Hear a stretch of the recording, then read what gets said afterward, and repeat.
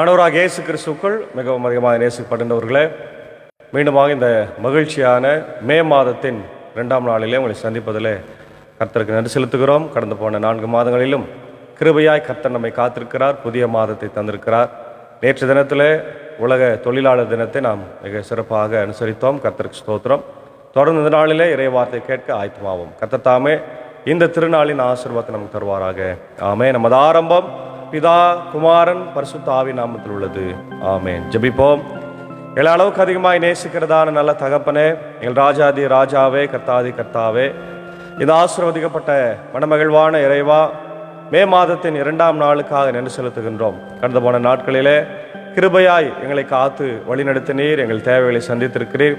இதோ இந்த புதிய மாதத்தை ஈவாய் தந்ததற்காய் ஸ்தோத்திரம் ராஜா. அநேக மக்கள் இந்த நாளிலே ஆண்டவர் எங்களோடு கூட இல்லை ராஜா. கடந்த மாதத்தில் பயணித்தவர்கள் ஆண்டவர் அநேக மக்கள் இதோ மரணித்து விட்டிருக்கிறார்கள். ஆனால் எங்களை நீர் ஜீவனோடு வைத்திருக்கிறீர், அதற்காக நன்றி செலுத்துகிறோம். நீர் எங்களில் வைத்திருக்கிற சித்தத்தை நாங்கள் நிறைவேற்றிய ஆண்டவரே, உமக்காக உழைக்க ஆண்டவரை கர்த்தர் கிருபை தார். இந்த காலை நேரத்திலும் இந்த இறை தியானத்தை கர்த்தர் ஆசீர்வதியும். நீர் பேசு ராஜா, நாங்கள் கேட்கிறோம். பாடுகிற பாடல், ஏறுகிற ஜெப மன்றாட்டுகள் எல்லாம் நம்முடைய சமூகத்தில் பிரதியாக இருக்கட்டும். இந்த குழுவை எடுத்து நீர் பயன்படுத்தும். இதை கேட்டு பயன்பெறுகிற எல்லா மக்களையும் கர்த்தர் ஆசீர்வதியும். இறை மைந்தன் இயேசுவின் மூலம் ஜெபிக்கிறோம் நல்ல பிதாவே, ஆமென். காலை வேளையிலே இந்த அருமையான ஆராதனையிலே 325வது பாடலை சாரோடு இணைந்து பாடுவோம். அருள் நிறைந்தவர் பூரண இரட்சகர் என்ற ஞான பாடல், 325வது ஞான பாடல்.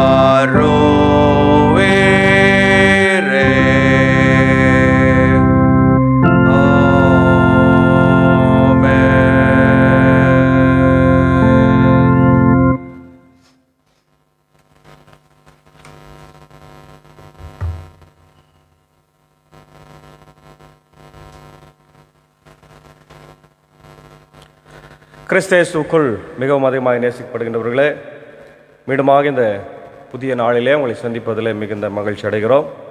குறிப்பாக 2024ஆம் ஆண்டின் 5வது மாதத்தை கர்த்தர் நமக்கு கிருபையை தந்திருக்கிறார். நேற்று தினத்தில் தொழிலாளர் தினத்தை நம்ம கொண்டாடினோம். கர்த்தர் பெரியவர். அவர் 6 நாள் உழைத்து 7ஆம் நாள் ஓய்ந்திருந்தார் என்று திருமறை சொல்லுகிறது. ஆகவே கடவுள் ஒரு உழைப்பாளர். இன்றும் அவர் உழைத்து கொண்டே இருக்கிறார். ஆமென். நம்மையும் உழைப்பாளர்களாக ஆசீர்வதிக்கிறார். நம்முடைய கைகளின் பிரயாசத்தை ஆசீர்வதிக்கிறார். ஆகவே தொடர்ந்து நாம் உழைத்து சம்பாதித்து நம்முடைய குடும்பத்தையும் ஜீவனையும் நம் காத்து வழிநடத்தி நம்முடைய தேசத்தை நம்ம உயர்த்தும்படியாய் கர்த்தர் நமக்கு உதவி செய்வாராக. ஆமென். இந்த நாளிலும் நாம் தியானிக்கும்படியாக தெரிந்து கொண்ட கர்த்தருடைய வார்த்தை அது 1 யோவான் 5ஆம் அதிகாரம் 1 முதல் 8 வசனங்கள். 1 யோவான் 5ஆம் அதிகாரம் 1 முதல் 8 வசனங்கள். இதில் நம்பிக்கையை பற்றிய செய்தியை இங்கே யோவான் மிக அழகாய் சொல்லுகிறார். நம்பிக்கை. இயேசுதான் மேசியா என்று நம்புவோர் அனைவரும் கடவுளிடமிருந்து பிறந்தவர்கள். மேசியா, இயேசுதான் மேசியா. இயேசுதான் மேசியா என்று நம்புவோர் கடவுளிடமிருந்து பிறந்தவர்கள். பெற்றவரிடம் அன்பு செலுத்துவோர் பிள்ளைகளிடமும் அன்பு செலுத்துவர். பெற்றவரிடம் அன்பு செலுத்துவர் பிள்ளைகளிடம் அன்பு செலுத்துவார்கள். அன்பானவர்களே, இந்த பகுதியில் நம்பிக்கையை பற்றிய செய்தி, அதாவது இயேசுதான் மேசியா என்ற செய்தியை நம்ம புரிந்து கொள்ள வேண்டும், அங்கீகரித்து கொள்ள வேண்டும். அவர்கள்தான் கடவுளிடம் இருந்து பிறந்தவர்கள் என்று சொல்லப்படுகிறது. இப்போ மேசியா என்றால் என்ன? மேசியானா யார்? அவர் எங்கிருந்து வந்தார்? அவருடைய பணிகள் என்ன அப்படின்னு பார்த்தோம்னா, மேசியா அப்படின்னா இஸ் த அனாயிண்டட் ஒன். அவர் அபிஷேகம் பண்ணப்பட்டவர். பழைய ஏற்பாட்டு காலங்களிலே ராஜாக்களை அபிஷேகம் பண்ணினார்கள் இல்லையா? சாமுவேல் சவுலையும் தாவீதையும் அபிஷேகம் பண்ணினார். தீர்க்கர்கள் போய் அதை செய்தாங்க. அப்போ அவங்களுடைய பணிகள் என்ன? நாட்டை காக்க வேண்டும், வழி நடத்த வேண்டும், கடவுளுடைய தொழுகையை அவங்க நடத்தணும் அப்படின்றது தான் பழைய ஏற்பாட்டு காலத்தில் ஒரு முக்கியமான செய்தி. அதற்காக அவர்கள் அபிஷேகம் பண்ணப்பட்டார். இன்றைய நாட்களிலே ஆயர்களுடைய அருட்பொழிவு இருக்கிறது நம்ம பார்க்குறோம். அவர்களுக்கு அந்த அருட்பொழிவு எதுக்கு தருகிறாங்கன்னா, ஊழியத்தை செய்வதற்காக, கர்த்தருடைய வசனத்தை சொல்லுவதற்காக, திருவிருந்து சாக்கிரமந்துகளை பகிர்ந்து கொள்வதற்காக, இவையெல்லாம் ஊழியத்தில் இருக்க வேண்டும் என்பதற்காக அவர்களை டு சர்வ் காட், அதுக்காக அவங்களை அபிஷேகம் பண்ணுறாங்க. அதே போல் இன்னைக்கு நம்முடைய தலைவர்களை திருநிலைப்படுத்துகிறார்கள். அவர்களையும் என்ன பண்ணுறாங்க? திருநிலைப்படுத்துகிறாங்க. நம்முடைய முதலமைச்சரையோ அல்லது எம்எல்ஏ எம்பி சாதாரண ஒரு ஆட்களை கூட பதவி கொடுத்து அவங்கள உயர்த்துகிறார்கள். இவை எல்லாமே மினிஸ்ட்ரி, இந்த ஒரு வார்த்தையில் அடங்கி இருக்கிறது, to serve for the people இல்லையா? அப்போ மேசியா அப்படின்னா இன்னும் ஒரு படி மேலே போய் அவர் நமக்காக மரிக்கும்படியாக இந்த உலகத்தில் அபிஷேகம் பண்ணப்பட்டார். அல்லேலூயா. கல்வாரி சிலுவையில் தன் ஜீவனை கொடுக்கும்படியாக அபிஷேகம் பண்ணப்பட்ட ஒரே மேசியா அது இயேசு கிறிஸ்து தான். அதை நாம் நம்ப வேண்டும். அதை நாம் நம்ப வேண்டும். அதுதான் நீங்க சொல்லப்படும். அப்படி நம்புகிறவர்கள் தான் இயேசுவால் பிறந்தவர்கள். இல்லை என்றால் நம்ம பிறக்கலைன்னு அர்த்தம். அதான் சொல்றார், இயேசுவினால பிறக்கலை அப்படின்னு அர்த்தம். அப்போ பெற்றவர்களிடம் அன்பு செலுத்துகிறவர்கள் பிள்ளைகளிடமும் அன்பு செலுத்துவார்கள். நாம் கடவுள் மீது அன்பு கொண்டு அவர் கட்டளைகளை கடைபிடிக்கும் போது கடவுளின் பிள்ளைகளின் மீதும் அன்பு கொள்ளுகிறோம் என்பது நமக்கு தெரிய வரும் இல்லையா? இப்போ நம்ம உண்மையாகவே கடவுளின் பிள்ளைகள் என்று சொன்னால் கடவுள் நமக்கு கொடுத்திருக்கிற கட்டளைகளுக்கு நம்ம என்ன பண்ணோம்? கீழ்ப்படிய வேண்டும். உதாரணமா நம்முடைய பெற்றோர்கள் இருக்கிறார்கள். பெற்றோர்களை பிள்ளைகள் ரொம்ப நேசிக்கிறாங்க, பிள்ளைகளை பெற்றோர்கள் நேசிக்கிறாங்க. அது அதில் எந்த சந்தேகமும் இல்லை என்பதுதான் உண்மை. அதே வேளையில் பெற்றோர்கள் பிள்ளைகள் பெற்றோர்களை நேசிக்கிறேன் என்று சொல்லிவிட்டு பெற்றோர்களுக்கு கீழ்ப்படியாமல் இருந்தால் என்ன நடக்குவாங்க? உண்மையாக அந்த பிள்ளைகள் பெற்றோர்களை நேசிக்கலன்னு அர்த்தம். ஒரு கடைக்கு போயிட்டு வா, தண்ணி எடுத்துட்டு வா, உட்காந்து படி, அந்த கிளாஸுக்கு போ, இந்த கிளாஸுக்கு வா அப்படின்னு சொல்லுகிற போது பிள்ளைகள் கீழ்ப்படிய வேண்டும். அப்படி கீழ்ப்படியவில்லை என்று சொன்னால் உண்மையாக பிள்ளைகள் பெற்றோர்கள் மேலே அன்பு இல்லை என்று தான் அர்த்தம் இல்லையா? அதுதான் இங்கே யோவான் ரொம்ப அழகாக சொல்கிறார். அப்போது பிள்ளைகள் தன் பெற்றோர்கள் மீது அன்பு செலுத்துகிறார்கள் என்று நம்ம எப்படி புரிந்து கொள்வது என்றால், அவர்கள் சொல்லுகிற காரியங்களுக்கு கீழ்ப்படியணும். அப்போ நம்ம கூட பிதாவாகிய கடவுளுக்கு கீழ்ப்படுகிறோம் என்று சொன்னால் அவர் கொடுத்திருக்கிற கட்டளைகளுக்கு கீழ்ப்படிந்திருக்க வேண்டும். அதான் சொல்றார். மூன்றாவது, ஏனெனில் அவர் கட்டளைகளை கடைபிடிப்பதில் தான் கடவுள் அன்பு அடங்கி உள்ளது. பார்த்தீங்களா? அப்போ நம்ம கட்டளைகளை கடைபிடிக்கவில்லை என்றால் கடவுளின் அன்பு இல்லை. இப்போ கடவுளின் அன்பு என்பது எதில் இருக்கிறது? கட்டளைகளை கடைபிடிக்க வேண்டும். To obey the commandments. Sinai மலையில மோசே கடவுளோடு 40 நாள் சஞ்சரித்தார். அங்கிருந்து அந்த 10 கட்டளைகளை அவர் பெற்றார் இல்லையா? எதற்காக? மக்கள் நல்லா வாழணும், அவங்க இஷ்டம் போல வாழக்கூடாது. அவங்க இஷ்டம் போல வாழ்ந்தாங்க, மனம் போன போக்கில் கால் போன போக்கில் வாழ்ந்தாங்க.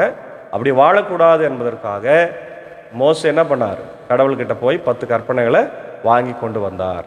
அப்போ அதற்கு அவங்க கீழ்ப்படிந்தாங்க. நிறைய பேர் கீழ்ப்படிந்தாங்க, நிறைய பேர் கீழ்ப்படியில. கீழ்ப்படியாதவர்களை ஆண்டவர் அடித்து போட்டார். ஆமென். இதுதான் திருமறையில் நமக்கு சொல்லப்படுகிறது. அப்போ அவர் கட்டளைகள் நமக்கு சுமையா இருப்பதில்லை. ஏனெனில் கடவுளிடமிருந்து பிறக்கும் அனைத்தும் உலகை வெல்லும். உலகை வெல்லுவது நம் நம்பிக்கை. பார்த்தீங்களா? இன்னைக்கு கட்டளைகளை பாரம் என்று நினைக்கிறீங்களா? பொய் பேசுவது, கொலை செய்வது, விபச்சாரம் செய்வது, வேசித்தனம் செய்வது, பிறர் மீது அன்பு செலுத்தாதது இல்லையா, பிறனுடைய பொருளுக்கு இச்சித்தது, இதெல்லாம் ரொம்ப கஷ்டமான காரியமா? இல்லை, செய்யலாம், ரொம்ப அழகாக செய்யலாம். அன்பு இருந்தால் செய்ய முடியும், அன்பு இல்லை என்றால் செய்ய முடியாது. எந்த இடத்துல அன்பு இல்லையோ அங்கே இவைகளெல்லாம் நடக்கும். பிசாசு அங்கே இருப்பான். அதான் இல்லையா? அதான் ஏசு ஆண்டவர் சொல்கிறாரு மத்தேயு 11ஆம் அதிகாரத்தில், வருத்தப்பட்டு பாரம் சுமக்கின்றவர்களை எல்லாரும் இடத்துல வாருங்கள், நான் உங்களுக்கு இளைப்பாறுதலை தருவேன், என் நுகம் லேசாயும் என்னுடைய நுகம் லேசாக இருக்கிறது அப்படின்னு சொல்கிறார். அப்போ லேசாகன்னு சொன்னால் நான் கொடுக்குற கட்டளைகள் எல்லாம் ரொம்ப சிம்பிள்ப்பா, நான் மாற்றிட்டேன்றார். பழைய ஏற்பாட்டில் போல 10 கற்பனைகளுக்கு நீங்கள் கீழ்ப்படிய வேண்டிய அவசியம் இல்லை. 2 கற்பனை கொடுத்துட்டேன் நான். உன் கடவுளாக கர்த்தரிடத்தில் முழு இருதயத்தோடு, முழு ஆத்மாவோடு, முழு பலத்தோடு அன்பு கூறுவாயாக. இதற்கு இணையான கற்பனை, உன்னை போல பிறனையும் நேசி. அது அன்பு என்ற ஒரு தலைப்பில் கொண்டு வந்துட்டார். அப்போ அன்பு இருந்தால் அந்த இடத்துல ஆண்டவர் இருக்கிறார். அங்கே கட்டளைகளுக்கு நம்ம கீழ்ப்படிவோம் என்பதுதான் பொருள். அப்போ அது சுமை என்று நம்ம சொல்லக்கூடாது, சுமையாக இருக்க முடியாது. அப்போ அன்பு இல்லை என்றால் அது சுமையாக இருக்கும். அடுத்து சொல்றார், அதனால நம்முடைய நம்பிக்கை என்ன பண்ணுமா? உலகத்தை வெல்லும். சுமையாய் நினைத்தால் நம்பிக்கை வெல்லாது அப்படின்றார். இயேசு இறைமகன் என்று நம்புவோரை தவிர உலகை வெல்வோர் யார்? இல்லையா?